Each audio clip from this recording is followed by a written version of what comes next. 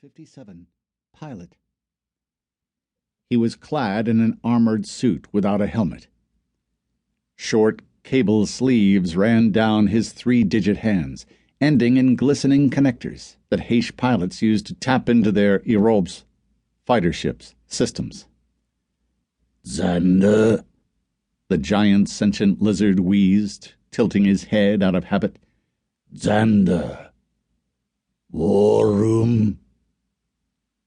I didn't know that word.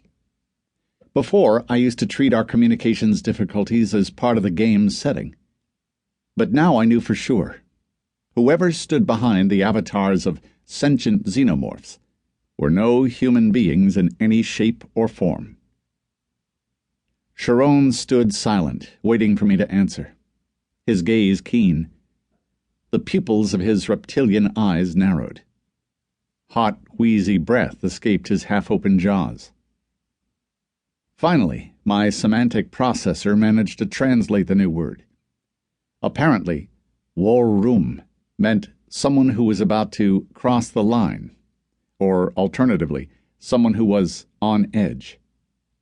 Ha! You could say that. The Heish mentality had no provision for white lies. They're blunt and straightforward, which is probably why they sometimes create this impression of being merciless.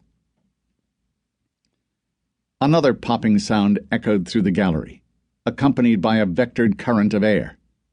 Oops, sorry, wrong deck. Max, come over here, please. I crouched and asked in my best stern voice, "Who gave you permission to wander about the ship?" The boy smiled shyly. I'm looking for Leori. She promised to come and play with us. It's so funny when she appears out of the little floaty bits. Sharon touched my shoulder, attracting my attention, then forwarded me the alarming image of the boy's physical energy indicator. It was flashing orange. Mine, by now, was barely glowing, deep in the red. Ralph had taken to bed. Jurgen and Frida were still on their feet. Arbito felt better than the rest of us, which made sense. He'd logged into Phantom Server much later than any of us. Max was only 5 years old. He couldn't grasp the entire monstrosity of what was happening. "Listen, Max," I said. "Would you please go back to the other guys now? I'd like you all to take your seats and buckle up." Okay, but what if the girls don't listen? "Tell them I've made you group leader." No. For real? "Of course. Come on, off you go." Overjoyed, Max hopped and skipped toward the elevator. Sharon's gaze followed him, alarmed and compassionate. Gray spots appeared on his rugged hide, a sign of extreme discomposure. We must hurry, he barked. You're all dying. All of you.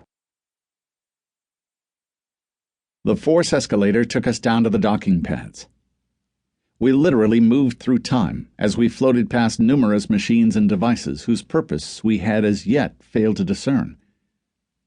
Evidence of ancient battles kept drifting into my view. The many traces of fire exposure and the huge ragged patches tacked over the holes in the ship's hull. After the fall of Argus Station, the Founder's frigate had become our new home, and its depths preserved the memory of its travels through space and of the ancient battles that we might never come to know of. Only a few days ago, I'd have paid no heed to any of this. Some fire damage and traces of numerous repairs. So what? It was only a well-conceived game setting. Or was it? Now I knew that reality was much more complex than that. Our identities had been sent here via hyperspace, then integrated into an alien technosphere. We were capable of interacting with real-world objects, manipulating them even. That was exactly how the Founders had pioneered the universe. Their technologies were way beyond our understanding, their principles lying in fields yet unknown to humanity. And still, they worked.